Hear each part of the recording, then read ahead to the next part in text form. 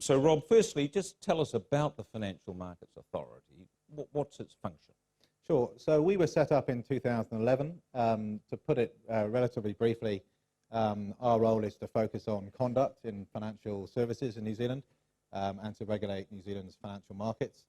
For many of you in the room today, our focus probably is a little bit narrow in terms of investors.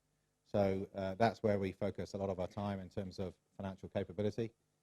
And in setting out our priorities, our strategic objectives, there are a couple which have been discussed today, which I think are very relevant.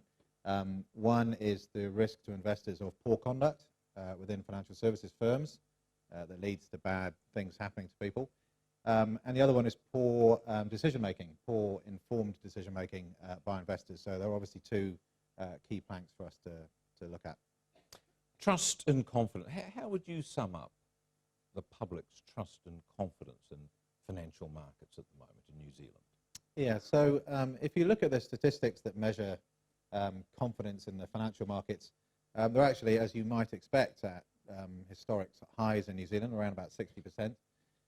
It's a little hard to disentangle from that the pieces that just relate to healthy markets, the NZX being at high, KiwiSaver balances looking pretty healthy, the returns being pretty good, and a confidence in what we, the regulators and the financial sort of regulatory system, are doing.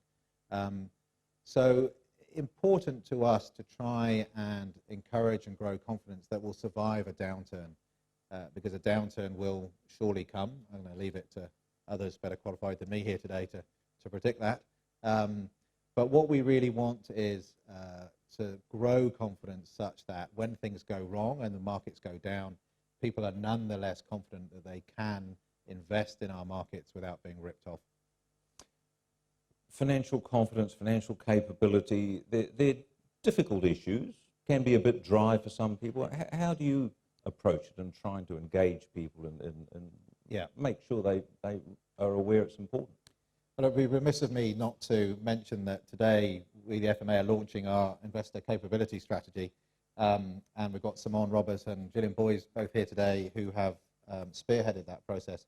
So for us, it's very much about working with the other government agencies to make sure the spectrum is covered. So there's been a lot of conversation with the Commission, with MB, a number of agencies to try and make sure we're clear where we fit and everyone is clear who's doing what. So I think getting the overall approach right is important. And also for us, I think recognizing some of what you heard earlier from Professor Kempson, the issues around investor understanding. I don't think New Zealand is necessarily any different to a lot of other developed jurisdictions, but the surveys we've done show us that investor understanding of risk, even investor engagement in thinking about risk, both are really very worryingly low. And so for us, it's very important to try and encourage people to engage more in those decisions, to think about them more, to help provide better information so that people can actually go and find information which helps them, and really just to move that segment of the population that is investing or possibly ought to be investing. And obviously with KiwiSaver now, actually you've got a huge chunk of the population that is in fact investing, even if they didn't quite realize it. It's very important to us to get people engaged. You came from the UK. Is there much difference, do you think, in the approach or attitude to financial capability in this country compared to the UK? Well, I'll answer a slightly different question first, which is, again, Professor Kempson referred to the UK experience around financial services, and it is absolutely devastating what's happened in the UK in terms of the destruction of trust in the big financial services firms and the providers. And it's really critical to us that even though we have not detected in New Zealand that scale of systemic mistreatment of customers, it's incredibly important to us it doesn't happen. So it's a very big piece for us of basically preventing what some of you will have seen in the UK. The UK probably is a little bit more advanced. Again, Professor Kempson mentioned this, in trying to understand that actually the attitude of investors and consumers in financial services is just as important as the attitude of providers. So we have to work on both. We have to work with the providers to treat people fairly, and we have to work with people who are investing or thinking about investing to get their confidence up, to get their ownership up, and to provide them with materials that actually allow them to make those risk decisions. We've focused a lot on 350-page offer documents for IPOs on the NZX, and how that's actually not helpful in getting people to participate and really make a decision. So getting that disclosure shorter, getting it clearer, getting it more available, getting it formatted in a way that people will actually read it, getting it available in a way in the modern age that actually reflects how people do access it. So a lot of focus on making investment more accessible for people, but also encouraging them to own some of the decision making. New Zealand had some very dismal periods in recent history, in our financial history. In particular, the share market crash of '87 had a massive impact, and a lot of people said, look, I don't want a bar of shares ever again in my life. And the finance company collapses not that long ago. How do you feel they impacted New Zealand society, and is that still there? Yeah, it very much is. I mean, I get told all the time that instead of talking all the time about things that are going on today, I need to remember the '87 crash and the impact that had in New Zealand and events since. So a lot of those events, I think one thing that's important to remember, a lot of those events really damaged a generation that didn't have time in its earnings lifetime to repair itself. So a lot of the statistics show you that, the finance companies in particular, Ross Asset Management being another one, it was the 50 to 65-year-old age bracket that suffered most. So just because people have got money to invest doesn't mean they can afford to lose it. And so that generation, and in many cases their adult children as they were then, and then their children now, are scarred by the sense that they got mistreated. It wasn't just markets going up and down, but actually they lost money because people weren't looking out for them, and some of the people they trusted let them down. So that's why I focus so much on confidence. We've got a new regulatory regime, new regulator. It's absolutely critical that we address on a long-term basis those issues of confidence. Do you think it's working? Are you happy with the way that regime is working? It's too early to tell, honestly. I mean, yes, the statistics are encouraging in most cases, but we've been through a very relatively strong economic period, both for New Zealand and compared to the rest of the world. As I said, KiwiSaver balances are making people feel, more wealthy. The returns have been, I suspect, over the historical long run, these returns over the last 5 years are going to prove to have been very good. So yeah, so far so good, but we're very early on in this process, and as I say, it's a generational thing. A lot of the attitudes that have been talked about earlier, and a lot of the confidence in our markets, it's going to take 25, 30 years really before there's been a really noticeable sea change in how people feel. And so our job is to get that off on the best foot we can. Earlier you used to figure, what was it, 60% was the confidence in the financial markets. What would get it up to, or is it achievable to get it up to 70, 80, 90? Yeah, it's a good question. I'm not sure we focus a great deal on what that number should be. I think 60% probably might be as high as it gets, given my anticipation of quite a big downturn. I think for us, the real focus is on getting people to participate. So yeah, there's some confidence in financial markets, but actually it's the segment of the population that either isn't investing when it probably should be, or is investing through things like KiwiSaver, but haven't really looked at it as a investment that they have decision-making responsibility for. So to me, it's a little bit less about getting confidence in the markets up, and it's more about getting real participation in those sorts of decisions up. It's interesting, in Auckland, sure, there is talk about the share markets doing well, but it's housing, isn't it? Housing. Yeah. Bubble talk, etc. Is that a worry to you? Does that overlap for you? It's not really a direct issue for you, is it? Or is it? Well, it is in that every time I tell people they should think twice about investing in Auckland property market, I turn out to be wrong. Most people seem to have had a pretty good run at it. But there are some basic concepts in there that I think are relevant, which is about diversification of your risk, of understanding that if you tie your money up, are you sure you're going to be able to get it out when you want it? There's lots of different ways of investing in property, which aren't necessarily always as simple as buying a home. And so actually the property aspect does show that New Zealand is imbalanced in the way that it invests. And again, I have to be realistic that for a lot of people that has probably worked out quite well over the last 5 to 10 years. But I think we worry about people concentrating money that they can't afford to lose in a market which is inherently cyclical and right now feels it must be somewhere near the top of that cycle. I mean, in London, I'm sure you have the same conversations about property. Yeah.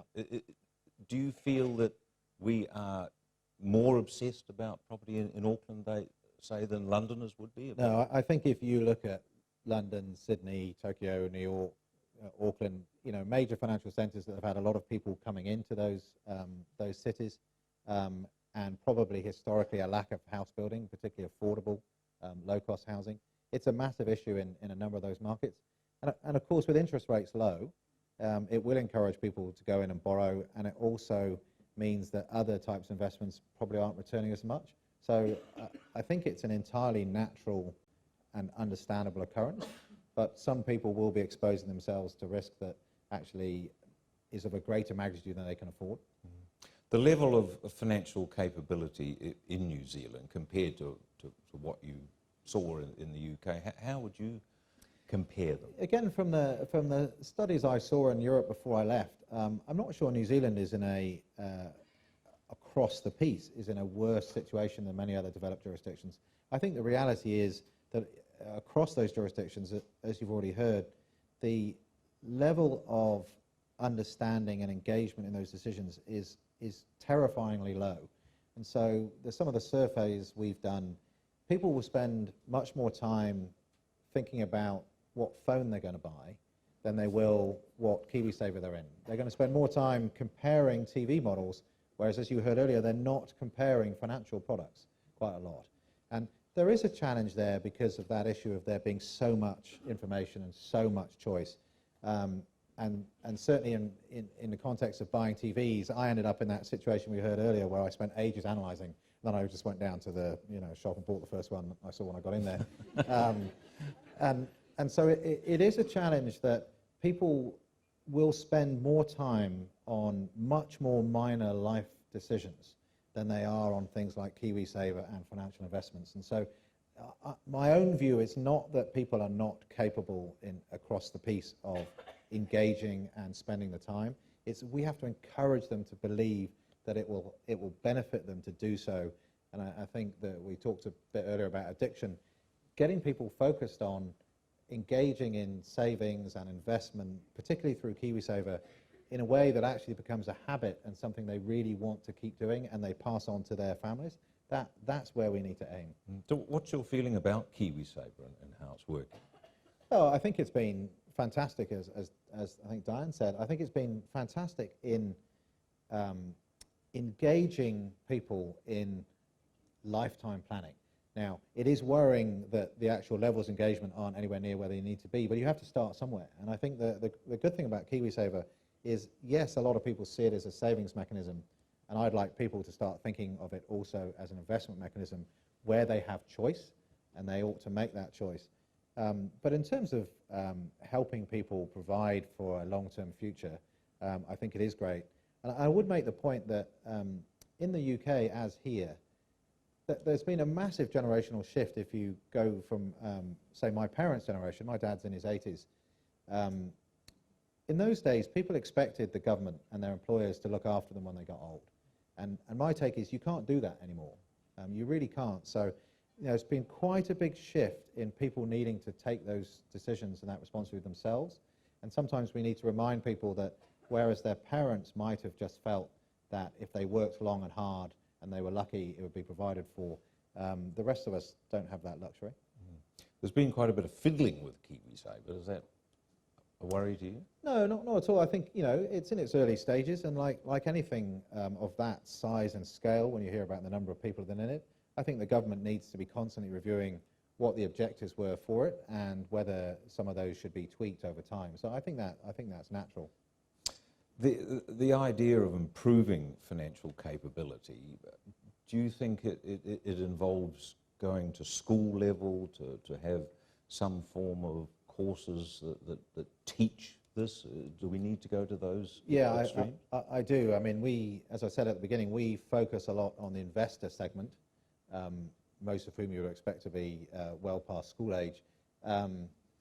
But some of this is about, again, you heard earlier, some of this is about just the capability to make some of the calculations and assessments people need to make. Some of it's about the cultural expectation that this belongs to you and someone isn't going to do it for you. And some of it's the willingness to talk about what can often seem quite private and quite difficult matters.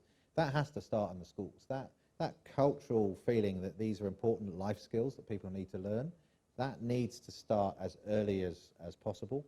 And I think it needs to be woven through. So some of the stuff that's being done in the workplace, which you heard about today, again, incredibly important to weave it through. So you don't just have someone like me pontificating about people taking more ownership and getting engaged. It's right through the cycle from age up and across all levels. So I think that's why having a strategy that aims right across the piece is really important.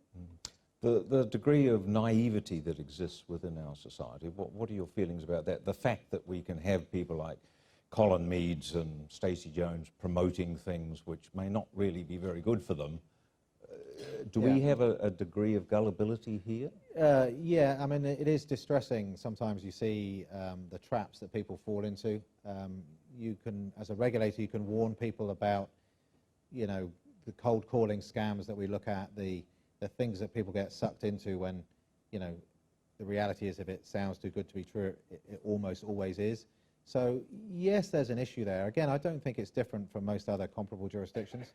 And I don't think it can all be fixed by the regulator, although obviously we have a responsibility to police as much as that if we can. So I think, again, it's about encouraging people to spend the time and not put their hard-earned money that they can't afford to lose in something where they don't know who's behind it, they don't know whether it's regulated. If they do, they don't know how it's regulated.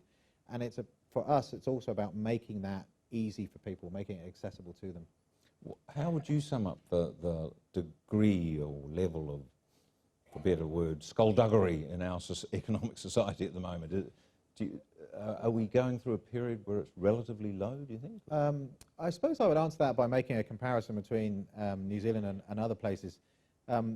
First off, and I would say this, wouldn't I? But actually, New Zealand has a reputation of being full of straight shooters, people who say it how it is, and a sense of decency and honesty. So actually, I feel that living here.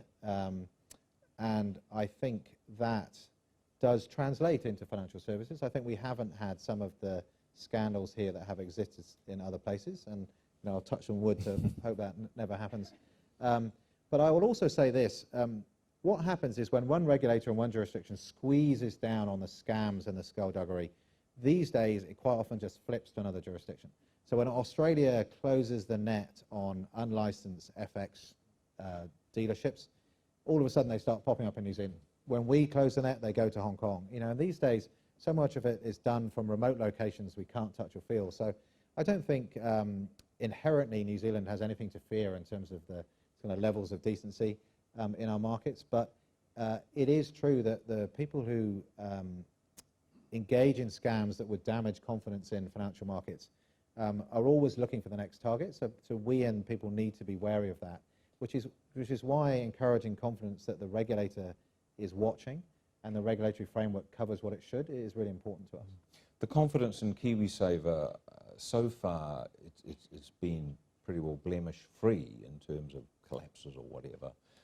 Do you think the public understanding is sufficient about what will happen if one does go broke? No, I don't think it is. One of the surveys we did as part of last year's Money Week told us that over 50% of people think that term deposits are guaranteed, and that may be partly because of some of the terminology that's used when people put their money to in the bank. But also, well over 40% of people think that KiwiSaver is government guaranteed, which it assuredly isn't. So, no, the levels of understanding aren't good enough. It is important to recognise and for people to understand that in KiwiSaver the money is held in trust. It's held at a custodian, so if the providers get into trouble, it is designed to make sure your assets and your money are held separately. But again, it's important that people and the providers that provide KiwiSaver do their best to help people understand what it is and also what it isn't. Okay. Okay, now we're pretty well spot on time. Any questions there for Rob?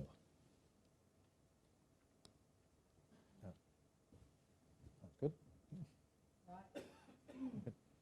Brilliant. So I'll throw in one final one. One final one. I noticed in your biography, Bank of America, Merrill Lynch for quite a few years. Did you teach John Key everything he knows? No, I didn't. We did have this one down the end. Yeah, is that on? Yeah. The New Zealand market's quite focused on exporting dairy, which clearly, as we've seen over the last 6 months, has gone down quite significantly. Is that quite a concern for the country, if it continues to decline? You've got someone here who's going to be much better qualified to talk on the macroeconomics than me. But yeah, obviously it's a major piece of the New Zealand economy. But again, it points into my earlier theme that's a macro issue, but on a much smaller issue, it's important for people as well as countries not to put all their eggs in one basket. And so it does demonstrate the risks that if that turns out to be a bad call, you need something else to tide you over. Brilliant. Thank you, guys. Okay. Thank you. Thank you.